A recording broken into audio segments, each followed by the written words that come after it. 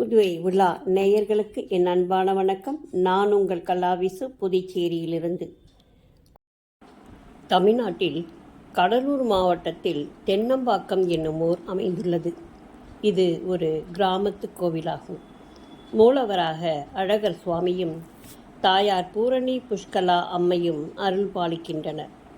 இக்கோயில் 16ஆம் நூற்றாண்டை சேர்ந்தது என்கிறார்கள்.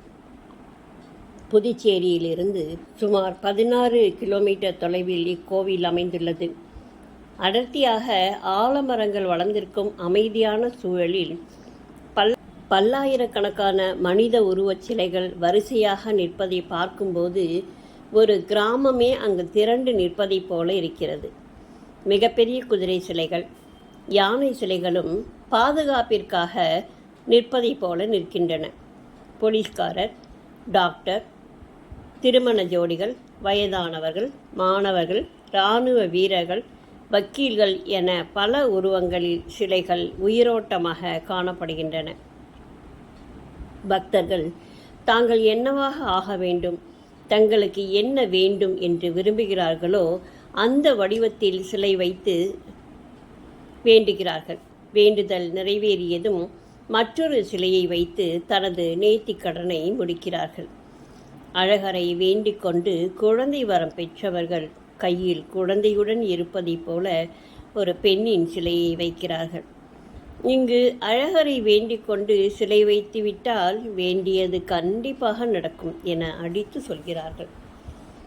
சிலைகளை செய்வதற்கென்றே கடைகளும் சிலை செய்பவர்களும் தயாராக இருக்கின்றனர். ரெடிமேட் சிலைகளும் கிடைக்கின்றன. வேண்டுதல்கள் பல வகை என்றாலும் எல்லாவற்றிற்குமான சிலைகள் வைப்பது என்பது இங்கு மட்டுமே காண கிடைக்கின்ற அற்புதமான காட்சியாக கண்களையும் மனதையும் ஒருங்கே கவர்கின்றன. புதுச்சேரி முதலமைச்சர் ரங்கசாமி, துணை சபாநாயகர் ராஜவேலு போன்றவர்கள் தலைவர்களின் சிலைகளும் இங்கே காணப்படுகின்றன. திங்கள் கிழமைகளில் இந்த கோவிலுக்கு பொங்கல் வைத்து அன்னதானம் செய்வது பக்தர்களின் வழக்கமாக இருக்கிறது. பக்தர்கள் கார், வேன், பஸ், லாரி, பூனை, நாய் போன்றவற்றையும் சிலைகளாக வைத்து வழிபடுகிறார்கள். நம்பிக்கை தானே பக்திக்கு ஆதாரம். அந்த வகையில் எளிய மக்களின் வேண்டுதல்களும் நிறைவேறிய அவர்களது எண்ணங்களும் உருவச் சிலைகளாக இங்கே இருப்பது மிக அழகானது. குழந்தை வரம் வேண்டி தொட்டில் கட்டுவது, திருமணத்திற்காக மஞ்சள் கயிறு மரத்தில் சுற்றுவது, வீடு கட்ட வேண்டிக்கொண்டு கற்களை அடுக்குவது என வேண்டுதல்களும் பலவிதமாக இங்கே இருக்கின்றன. சாங்கியங்களும் பலவிதமாக நடத்தப்படுகின்றன.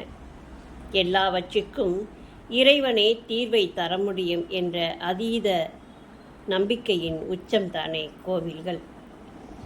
இங்கு அமைந்துள்ள அழகர் சுவாமி சித்தரின் ஜீவ சமாதியாகும். சுமார் 400 ஆண்டுகளுக்கு முன்பு இவர் தென்னம்பாக்கத்தில் வசித்து வந்தாராம். கிராமங்களில் ஏற்படும் நோய்களை குணப்படுத்தி இருக்கிறார். இவர் இங்கிருந்த கிணற்றுக்குள் சமாதியானதால் கிணற்றின் மேல் ஆலயம் கட்டியிருக்கிறார்கள். மேலும் இங்கு வைக்கப்படும் ஸ்டக்கோ புகைப்படங்களும் வேண்டுதல் நிறைவேறியவர்கள் வைத்ததுதானாம்.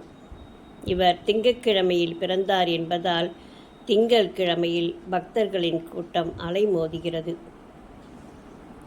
கடலூரிலிருந்து கன்னியகோயில், பாகூர் வழியாகவும் புதுச்சேரியிலிருந்து தவளக்குப்பம் வழியாகவும் இந்த கோவிலை அடையலாம். சித்திரையில் நடைபெறும் திருவிழா மிகவும் பிரசித்தி பெற்றதாகும்.